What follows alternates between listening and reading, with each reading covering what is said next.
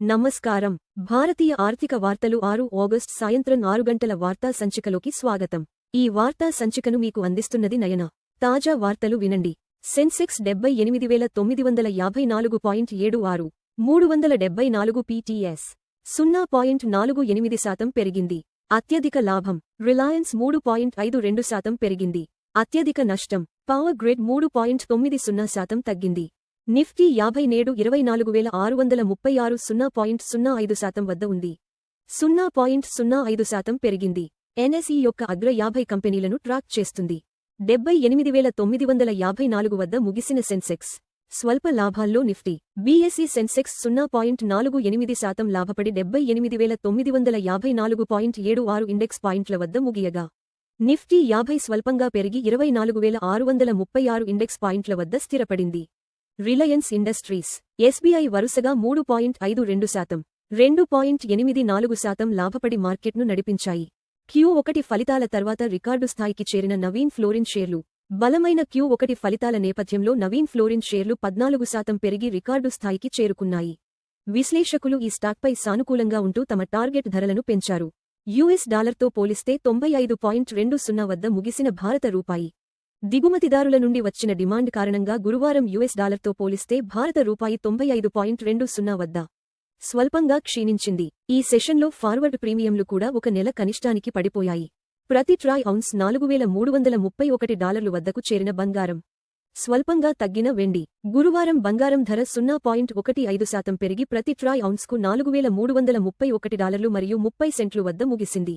మరోవైపు వెండి ధర 0.39% తగ్గి ప్రతి ట్రాయ్ ఔన్స్కు $62 మరియు 6 సెంట్లు వద్ద స్థిరపడింది. బ్యారెల్కు $75 మరియు 85 సెంట్లు వద్ద ముగిసిన ముడి చమురు ధరలు. అంతర్జాతీయ మార్కెట్లో ముడి చమురు ధరలు గురువారం 1.15% పెరిగి బ్యారెల్కు $75 మరియు 85 సెంట్లు వద్ద ముగిశాయి. ప్రపంచ డిమాండ్ మార్పుల మధ్య ఈ కమోడిటీ ఇటీవలి నష్టాల నుండి కోలుకుంది. బలమైన డాలర్ ప్రవాహాలు ఉన్నప్పటికీ ప్రత్యేక ఫారెక్స్ డిపాజిట్ విండోను మూసివేయనున్న ఆర్బీఐ. వేగవంతమైన డాలర్ ప్రవాహాల ద్వారా లభించిన $40.8 కోట్ల చెల్లింపుల సమతుల్యతను బలోపేతం చేశాయని ఆర్బీఐ గవర్నర్ సంజయ్ మల్హోత్రా తెలిపారు. షెడ్యూల్ ప్రకారం ప్రత్యేక ఫారెక్స్ డిపాజిట్ విండోను మూసివేయడానికి సెంట్రల్ బ్యాంక్ అనుమతిస్తుంది. ఐపీఓ తర్వాత లాభాలను కొనసాగిస్తూ 10% పెరిగిన ఇండో ఎంఎం షేర్లు. ఇండో ఎంఎం షేర్లు గురువారం 10% పెరిగి అసలు ఇష్యూ ధర కంటే 82% లాభాలను నమోదు చేశాయి. ఈ భారీ ర్యాలీ తర్వాత లాభాలను స్వీకరించాలా వద్దా అని పెట్టుబడిదారులు ఆలోచిస్తున్నారు. ఇథియోపియా నుండి సోలార్ సెల్ దిగుమతుల్లో చైనా లింక్పై భారత్ విచారణ.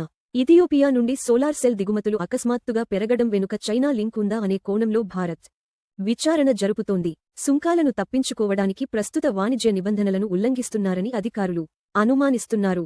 ప్రపంచ వాణిజ్య అడ్డంకులు ఉన్నప్పటికీ Q1లో క్యాపెక్స్ వ్యయాన్ని కొనసాగించిన కేంద్రం.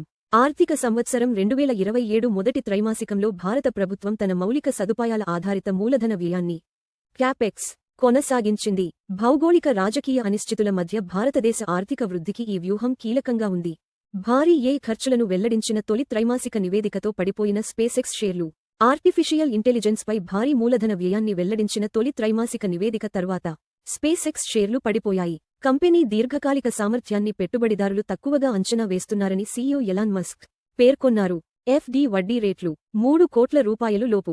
Kotak Mahindra bank 7.30%, bank of Baroda 7.15%, Punjab national bank 7.10%, HDFC bank 6.60%.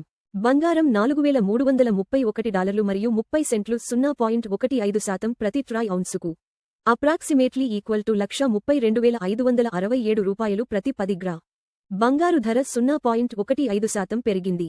మునుపటి ముగింపు $4,324 మరియు 90 సెంట్లు నుండి. బంగారు ధరలు ప్రపంచ డిమాండ్, డాలర్ బలం మరియు ద్రవ్యోల్బణ అంచనాలను ప్రతిబింబిస్తాయి.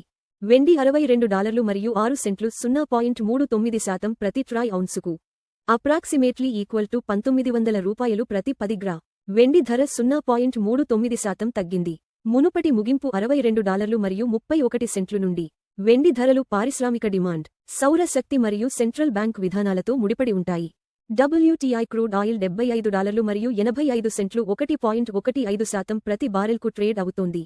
చమురు ధర 1.15% పెరిగింది. మునుపటి ముగింపు $74 మరియు 99 సెంట్లు నుండి. చమురు ధరలు ఇంధన వ్యయాలు, ద్రవ్యోల్బణం మరియు భారతీయ రూపాయిని గణనీయంగా ప్రభావితం చేస్తాయి.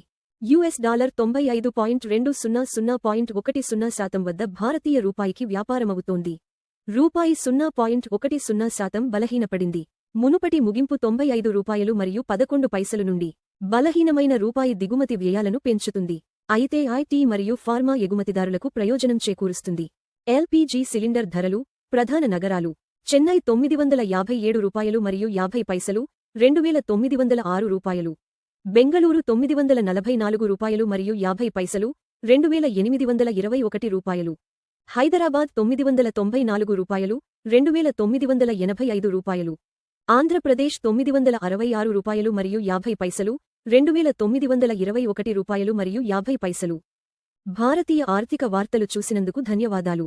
ప్రతిరోజు ఉదయం మరియు సాయంత్రం 6 గంటలకు మా వార్తలు చూస్తూ ఉండండి. లైక్, షేర్ మరియు సబ్స్క్రైబ్ చేయండి.